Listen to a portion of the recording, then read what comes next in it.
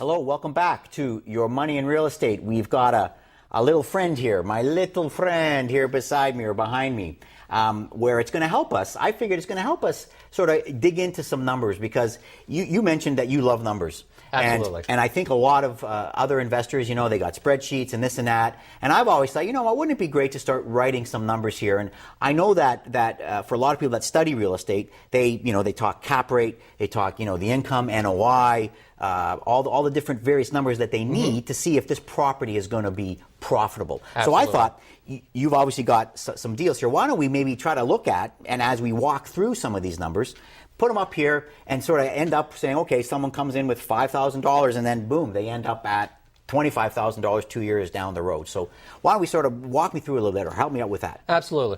Okay, I actually have a deal right here. Okay. It's actually from and Toronto. it's a real legit deal. This is a real deal. If someone wants to call in for a real legit deal, they can do it. Is that right? Absolutely. Oh, okay, great. Okay, I have a house actually in Toronto. A house. This is actually located in Agincourt. Okay. It's in the Victoria Park, south of Steeles, prime area. Okay. It's going for $400K. So the cost of it is $400,000? $400,000. Okay. And as we know, the banks want 25% down, so we're looking to pluck down the $100K. Whoop, 25%. And so we need $100K down. Perfectly. Okay. Plus closing costs and da-da-da-da. Okay. In this case here, the nice part of it, remember what we talked about down payments? Well, this client here is actually going to be providing our investor a down payment of $60,000. Okay, hold it. You've lost me. So we've got a house here that's worth $400K. Yes. He's 25% down. That works out to $100,000. Correct. Who walks in and gives me $60,000? I want $60,000. The people that want this house, they're going to provide our investor The guys that were $60K. turned down Yes. at the bank. Yes. So can I write $60K here? Absolutely. Right in $60K. $60K. Okay. These are the guys who walk in the bank. They already have the money in the bank, ready to buy a house, but their credit wasn't right. And I'm seeing it already. They needed $100K to buy it. They only had $60K. Correct. Yes. I think I know where we're going with this. So, as an investor, when you want $60K in your pocket, I think so. absolutely. You know what you're going to do with that $60K? Tell me. I can't wait. You might want to invest it again. Buy another deal. Okay. Get it? Okay. That's the beauty. That's what I discovered about this rent to own. Okay? Because you could actually make a lot of money and you get a lot of return and you have a lot of collateral. Okay. So what you found a house that Yes. was worth $400. You found a buyer that wants to buy the house. However, he only has $60K. Correct. So you find an investor for the remainder $40. Am I thinking right? No. To help Okay. this guy buy the house. So okay, then I'm missing something. All right. So what this guy did is he tried to go to the bank and he tried to buy the house for $400K. He got turned down. Okay. So what we do is they will actually come to us saying that, we want to get into the house, we want to buy this house. How do we make it happen? Okay. So this is how we actually do it. We'll package up the deal and we'll release it to our investor base. And our investors would actually call in and say, hey, I want this deal for $400K in Toronto. That looks like something I want to invest into. That's the perfect deal for me. Okay, so you would go out into the marketplace, Yes. into the investor marketplace, find the middle guy, I guess the investor guy that Yes. would say, you know what, I know this house or I like this area. Yes. Obviously, investors, they have to feel comfortable where they put Absolutely. their money, the location, whether it's Aurelia, Barrie, Newmarket, Aurora. So you would send information out saying, oh, I've got a guy, he's got $60K. He wants to buy this house. Correct. Got it. Absolutely. Got it. So basically, they surrender that. And let me tell you, a house $400K, how much do you think you'll get in rent? Well, it depends where it is. Toronto, Toronto? $40,000 a month. Yeah, I wish. We'd be all wealthy. Okay, but in reality, what are we really getting? $1,600 maybe? $1,800 in Yep, rent a yep. month? That's very typical. Okay. We're getting $2,400. $2,400. So I got to write that down if you don't Okay. mind. $2,400 in rent. Yes, that's what you're collecting per month. Okay. Nice or nice? Okay.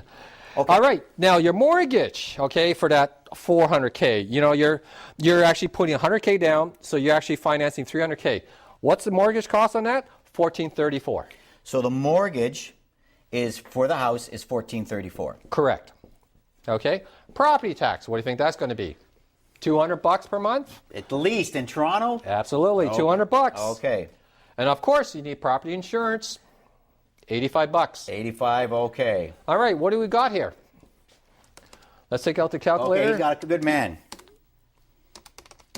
We come up with Okay, 1719. 1719. I know probably some of you out there can't see that, but trust us, it says 1719. Okay, so what do we make? We make a whole hopping $681 per month. So the difference Clear. here is 681. Yes. Okay. So again, help me because I'm playing dumb here. The guy came in with the 40K difference. Yes. On that 40K, he's making 681. Correct. And the guy that he's getting the house because he put in the 60. Yes. He's paying $2,400 a month in rent. Yes. Wow. And on top of that, this guy's going to be renting from you for 3 years. He's agreed to buy the house back for $433,916. So that turns into $433,916. I'll just do 433. So, 433. So our original buyer says, you know what? I can't buy the house for 400. He got turned down. That's right. He got turned down at the Yes. bank. He said, I can't buy it. He only had 60K. You fill in with the 40K. Correct. Tell the guy, say, look, you're going to have to pay $2,400 a month in rent. Yes. There's 681 profit for this guy. But this guy then says, you know what? You're going to get to buy this house for 433. Correct. And that tenant owner will be more than happy to do that because during that time, he's going to get his finances all fixed up, get his credit rebuilt up, and then he's going to re-enter into the bank and then he's going to buy it back for 433. Right. And guess what? You're making 24% per year. Which guy is? You are, as an investor. Oh, the investor. The investor who actually buys the house for this person who's selling it back to them for $433K. They're going to be generating a return of $24,000, or better yet, a clear profit of $44,906. So that's the red guy, I think. So that's 24%. Now, I got to tell you, that sounds almost too good to be true to be making 24% return. Are there problems? Are there pitfalls? Or why isn't everyone doing rent to owns? I mean, it sounds like the old saying, it's too good to be true. So. Oh, absolutely. When I got into this business, like I mentioned before, there was a lot of problems with these files. A lot of times the files aren't underwritten properly. If they're generated from, let's say, an existing owner, you really don't know what the value of the house is. We kind of took it to a different approach. We took it to a next level up. Something that the entire finance industry could actually work with. Okay. So we make sure that we get appraisals done up front so we know exactly what the value is. So a 400K house is not really a 360K house in disguise. Okay. We have to validate, make sure the value's there. We get a home inspection. You would use the same appraisers a bank would use? Absolutely. Okay. And we tend to use only bank appraisers because we want to know exactly what the real value is and it's not been fudged. Okay. Okay. We get a home inspection done to it. We want to make sure there's no cracks in the foundation, we don't have any problems on the roof, the windows are rotting, or there's issues with electricals, you have knob and tube wiring in the house, or issues of plumbing. There's a lot of problems on houses. These things uncover it. So you're saying that the person that injects the 40,000, he's really the owner then? Yes, he becomes the owner. He becomes the owner with the tenant that basically gave him the 60K. So, Absolutely. So the real owner is the investor, and then in 3 years, title will be changed to. Correct. Yes. They would actually exit out and they would actually purchase the property back from the investor. Now, for the investor, they don't know who these people are, okay, really. They could be anybody off the street. Okay. How do they know they're going to buy it? Are they qualified to purchase a 400K house? Sure. Can they buy a 433 house?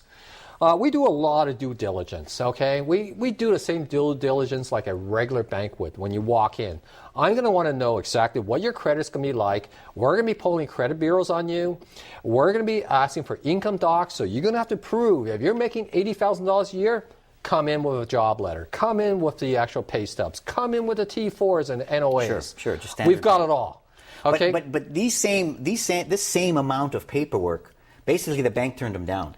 You're kind of accepting them. So is that not risky? Why? I mean, if the banks aren't doing it, why are you doing it? Well, the banks don't do it because there's compliance reasons. Now, investors do it for one reason. profit. Risk and returns. Banks want to make money too, but I think Exactly. it's they're they answer to the higher power kind of thing. Absolutely. They can't charge what shareholders. we do as an investor because we are taking risks. But what I say, it's calculated risk. And how we do it, we actually send the entire file, the entire due diligence to our investors. So they actually take a look. Hey, these people really are making it. And what we try to do is we try to provide an investment for the social responsible investors. The guys who want to invest with a social conscience. Sure. And a lot of times, there's reasons why they can't qualify. It could be your brother. It could be your neighbor. Anybody. Your wife is sick with cancer. She's off for a good 12 months. Guess what? Your credit is tainted after that. You just got laid off from your job. You've been off for a couple of months. Guess what? You're not paying your bills. Things like character, like things that are not necessarily financial. Exactly. Yeah. It's not always the guys who don't pay their bills. It's the guys who can't pay their bills, not because they don't want to. Something has happened to their lives. Yeah. And these are fellow Canadians. And, I look at the amount of power of sales that's happening in Canada right now. There's a huge opportunity for a lot of investors to actually enter into this market. Like Carmen says, interest rates are very low right now. Sure are. Okay? What's a better time not, to invest other than now? All right. Guy, we got to talk more, and we're going to take a quick break. We'll be right back on Your Money and Real Estate.